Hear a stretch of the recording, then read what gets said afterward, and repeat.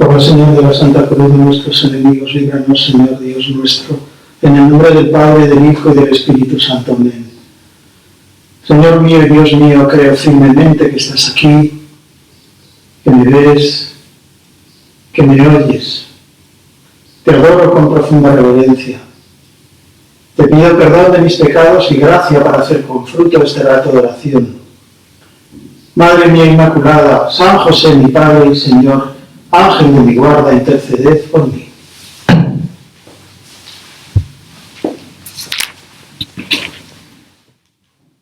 Este domingo es Domingo de Ramos y comienza la Semana Santa. Nos cuenta el Evangelio de San Juan que al día siguiente de la resurrección de Lázaro, cuyo Evangelio leíamos el pasado domingo, quinto de Cuaresma, Jesús se dirigió hacia Jerusalén y rodeado de una gran muchedumbre. Faltaban 5 días para la Pascua. Era domingo, el primer día de la semana. Y esto lo atestigua una antiquísima tradición que armoniza bien con los datos que nos vienen de los evangelios. Los días que faltaban para la muerte de Jesús estaban contados. Desde Betania, donde estaba la casa de Marta, María y Lázaro, tomó el camino de la ciudad santa que pasaba por una pequeña aldea llamada Betfagé, junto al Monte de los Olivos. Y cuando ya estaban cerca de la población, envió a 2 discípulos con un encargo. Al acercarse a Jerusalén por Betfagé y Betania, junto al Monte de los Olivos, envía a 2 de sus discípulos y les dice: «Id a la aldea de enfrente, y en cuanto entréis en ella encontraréis atado un borriquillo sobre el que nadie montó aún. Soltadlo y traedlo. Y si alguien os dice: ¿por qué hacéis eso?, decid: el Señor lo necesita, y enseguida lo devolverá aquí». Lo necesita. Hace un tiempo escuché lo siguiente. Un sacerdote que recién ordenado iba a celebrar la primera misa. Con este motivo se suelen hacer unos recordatorios muy sencillos. Se pone una imagen de Jesús o de un sacerdote celebrando la misa, en fin. Y detrás unas breves palabras con un lema, una frase tomada de la Sagrada Escritura, por ejemplo: tú eres sacerdote para siempre, o una frase alusiva al sacramento de la Eucaristía o al sacerdocio. Y sin embargo, un sacerdote puso lo siguiente: el Señor lo necesita, como si fuera una cosa. Y es muy significativo, es muy significativo. Yo me ordeno sacerdote, me pongo a las órdenes de Dios para lo que Él me pida, como si fuera un instrumento que es propiedad suya, ¿verdad?, que Él ha comprado. Digámoslo así, lo ha comprado con su sangre. En otra ocasión, un obispo también, contando cosas de su experiencia episcopal de servicio a la Iglesia, hablaba de cómo le sorprendió un sacerdote que llegó nuevo a la diócesis, recién ordenado, y fue a verle y se puso a su servicio. Y le dijo, en lugar de decirle: mire, yo tengo esta preferencia, me gustaría una parroquia, céntrica, o una de aluvión, o ¿no? Quiero dedicarme a la pastoral de enfermos. Este le dijo: por favor, deme usted el encargo que nadie quiera, con una prueba de disponibilidad inmensa, ¿no? Y luego le dijo: también le rogaría, por favor, como no conozco personas en esta diócesis, que me sugiriera el nombre de un sacerdote que fuera mi director espiritual, que me dirigiera un poquito el alma, ¿no? Y el obispo decía: caray, son 2 detalles que hablaban de la grandeza del alma de este hombre, ¿no? De su sentido de misión para servir a los demás donde haga falta, en el sitio más, digámoslo así, desagradable para los demás. Y luego la preocupación por cuidar de su propia alma. Si quiero ayudar a los demás, llevarles a Dios, yo tengo que ser el primero dispuesto a recibir ayuda y una dirección espiritual de mi alma. El Señor lo necesita. Quizás podemos pensar que estas palabras se refieren también a cada uno de nosotros. El Señor me necesita, el Señor te necesita. Somos propiedad de Dios. Señor, haz de mí lo que quieras. Yo estoy dispuesto a servirte donde sea, como sea. Ahora, en estas circunstancias de cuarentena, ¿no?, de confinamiento. Dice el Yucat, hablando del bautismo, ¿qué ocurre en el bautismo? En el bautismo nos convertimos en miembros del cuerpo de Cristo, en hermanos y hermanas de nuestro Salvador e hijos de Dios. Somos liberados del pecado, arrancados de la muerte y destinados desde ese instante a una vida en la alegría de los redimidos. Son palabras preciosas de lo que ocurre en el bautismo. Mientras corre agua sobre la cabeza del que se bautiza, sea un niño pequeño o un adulto, está ocurriendo una obra de Dios en su alma impresionante. Libre de todo pecado, incluso del pecado original, arrancados de la muerte, porque desde ese momento somos capacitados para heredar el cielo y destinados a una vida en la alegría de los redimidos, de los salvados por Jesucristo. Sigue diciendo Yucat, ser bautizado quiere decir que la historia de mi vida personal se sumerge en la corriente del amor de Dios. Dice el Papa Benedicto XVI, nuestra vida pertenece a Cristo y ya no nos pertenece a nosotros.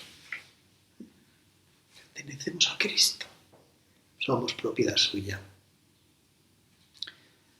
Para lo que tú necesites, Señor. Acompañados por Él, asumidos por Él en su amor, estamos libres de todo temor. Él nos abraza y nos lleva allí donde vayamos. Él, que es la misma vida. En otro punto, 201 del Yucat dice, ¿qué supone recibir un nombre en el bautismo? Mediante el nombre que recibimos en el bautismo, nos dice Dios, te he llamado por tu nombre, tú eres mío.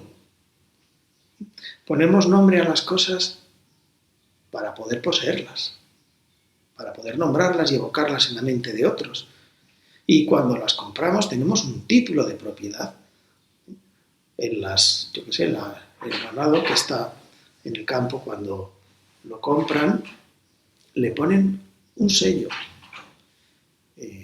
A veces con una figura calentada al fuego que se va a quedar impresa como una cicatriz en la piel para toda la vida.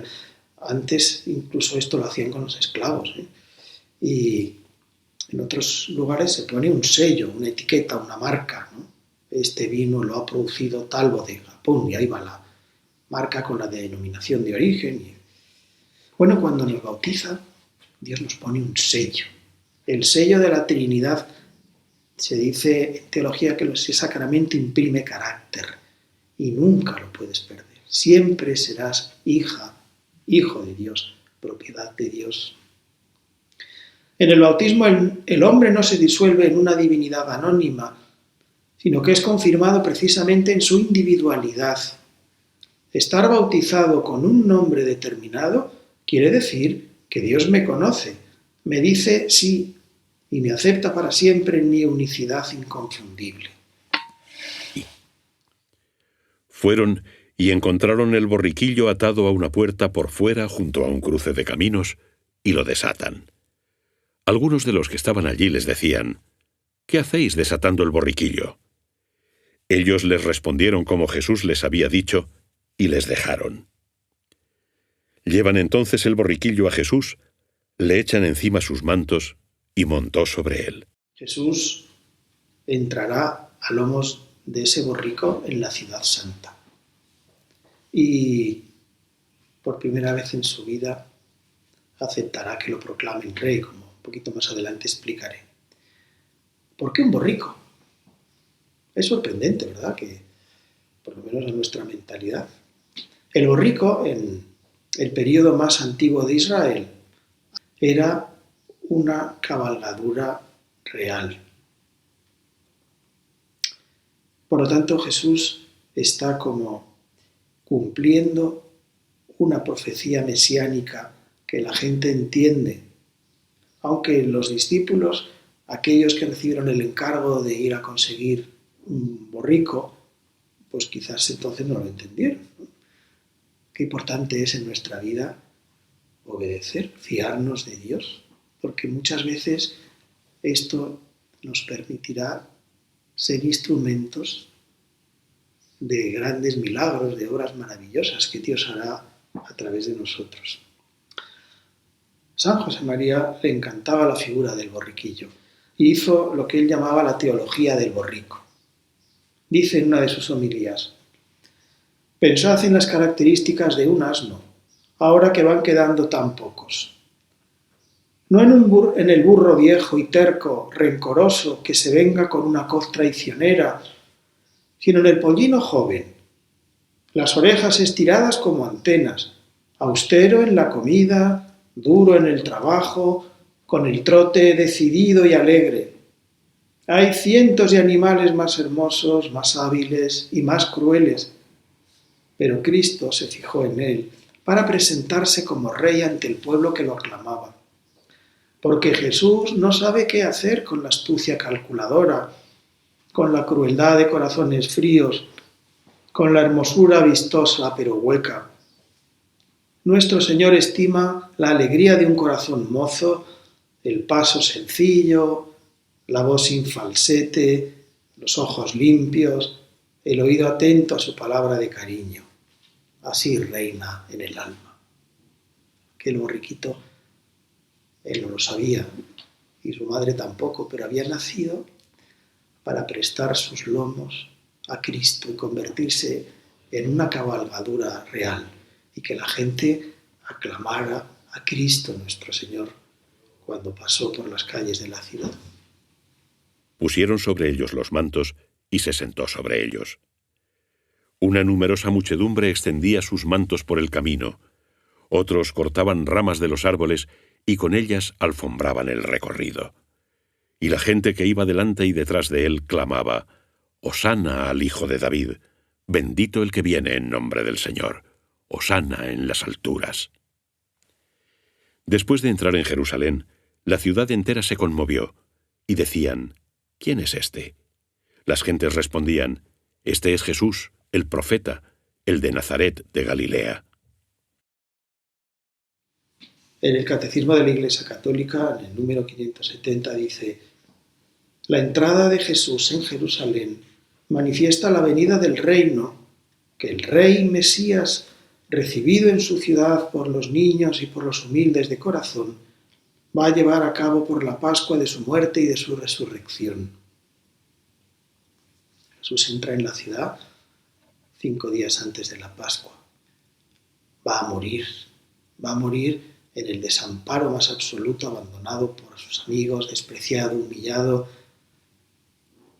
como un hereje, como un blasfemo, mejor dicho, ¿no? Y ahora permite que todos lo aclamen como rey. Son estos misterios de la vida de Cristo tan impresionantes.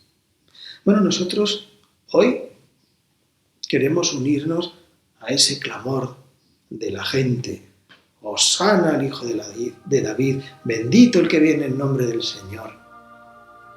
Cuando celebramos la misa, antes de la consagración, se hace esa proclamación tan bonita al prefacio: «Santo, santo, santo es el Señor Dios del universo. Bendito el que viene en nombre del Señor. Hosana en el cielo». Es como si en ese momento reviviéramos esa escena de la multitud de la ciudad santa clamando a Cristo nuestro Señor. Cristo que se hace en ese momento presente en el altar, en la hostia, transformando un trozo de pan en su cuerpo. Pues nos dan deseos de ser muy fieles a Cristo, de hacer de esa alabanza a Dios no un hecho aislado, sino algo permanente en nuestra vida. Esa multitud que el domingo de Ramos alabó a Cristo por las calles, unos días después pedirían la muerte de Cristo ante Pilatos en el pretorio. Dirígete a Jesús desde el fondo de tu corazón y dile: Jesús, yo no quiero que esto sea flor de un día, una luz de bengala. Quiero serte fiel hasta la muerte, no abandonarte nunca, no avergonzarme de ti jamás, no estar a las 10 de la mañana orando y alabándote y a las 3 de la tarde negándote, odiándote, ofendiéndote con un pecado mortal.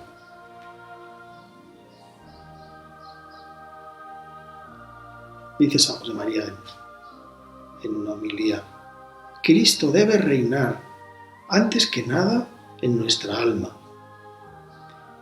Pero, ¿qué responderíamos si Él preguntase: ¿tú cómo me dejas reinar en ti? Yo le contestaría que para que Él reine en mí necesito su gracia abundante. Únicamente así, hasta el último latido, hasta la última respiración, hasta la mirada menos intensa, hasta la palabra más corriente, hasta la sensación más elemental, se traducirán en un hosanna a Cristo Rey. Esto ocurre con la mayor parte de la gente. Ha salido a las calles con ramas y palmos, han tendido mantos sobre el pavimento para que Jesús pase con la cabalgadura. Y sin embargo, nos cuenta San Lucas. Algunos fariseos de entre la multitud le dijeron: Maestro, reprende a tus discípulos. Él respondió: Os digo que si estos callan, gritarán las piedras.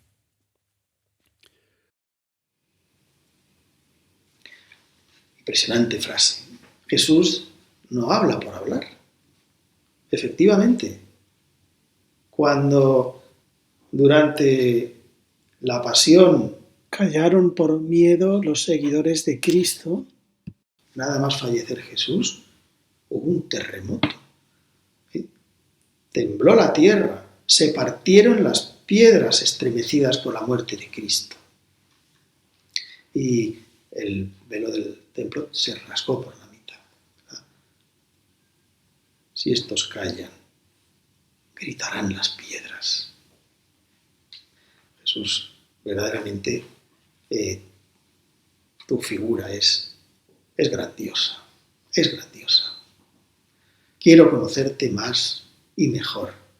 Leer tus palabras, las que nos cuentan los evangelios, viviéndolas, como si estuvieran ocurriendo ahora mismo, como si fueran, porque lo son, la verdad absoluta. Yo soy el camino, la verdad y la vida, decía Jesús en la última cena. Hay otro detalle que nos cuentan los evangelistas, que es el llanto de Jesús a la vista de la ciudad. Como digo, desde Betfagé sube por el monte de los Olivos, por su ladera occidental y va bajando. Y hay un momento en el que aparece una vista de la ciudad espectacular. Al acercarse y ver la ciudad, lloró sobre ella diciendo: Si supieras también tú en este día lo que te lleva a la paz.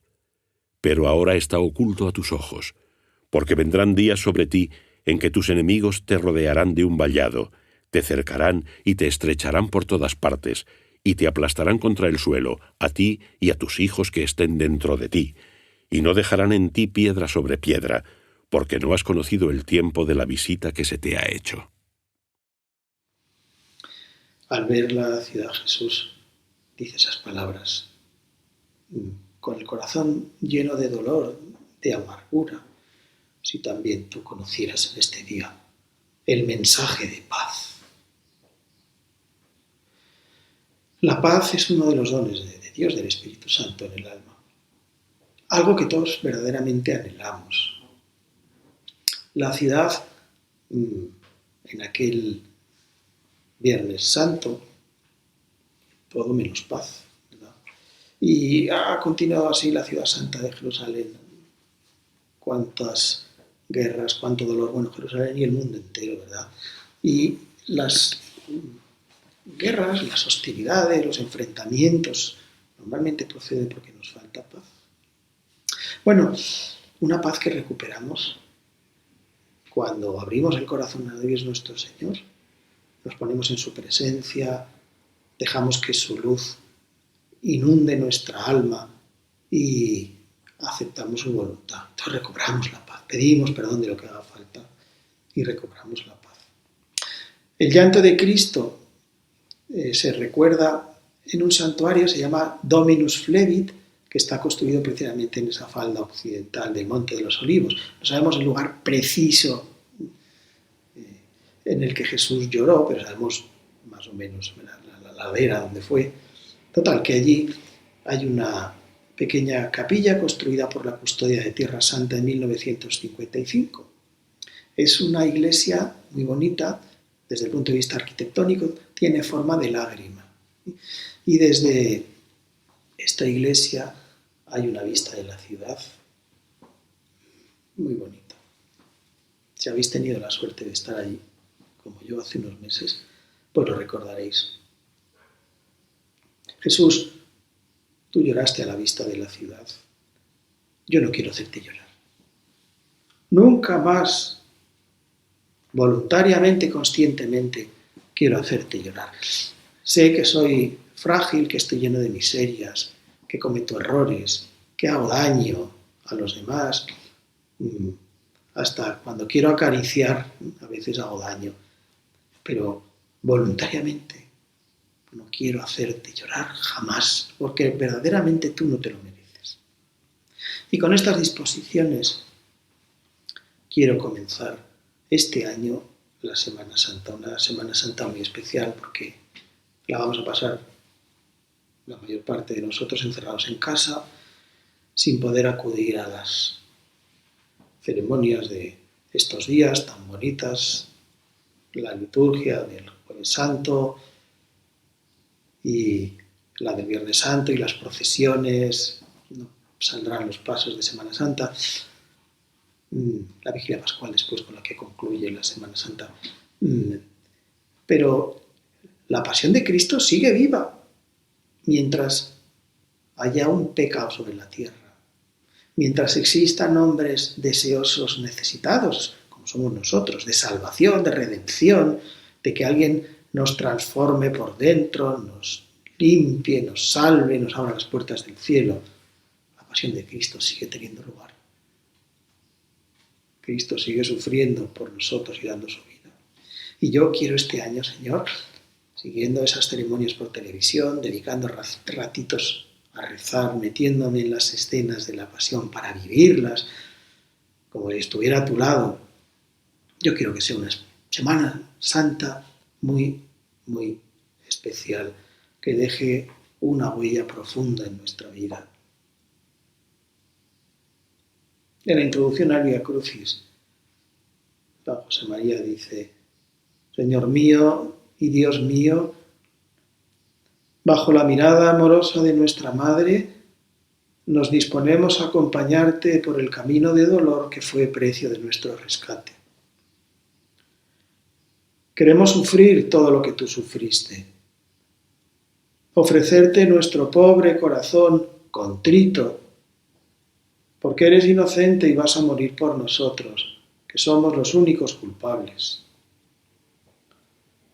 Madre mía, Virgen dolorosa, ayúdame a revivir aquellas horas amargas que tu Hijo quiso pasar en la tierra, para que nosotros, hechos de un puñado de lodo, viviésemos al fin en la libertad y gloria de los hijos de Dios. Te doy gracias, Dios mío, por los buenos propósitos, afectos e inspiraciones que me has comunicado en esta meditación. Te pido ayuda para ponerlos por obra. Madre mía Inmaculada, San José mi Padre y Señor, Ángel de mi guarda, interceded por mí.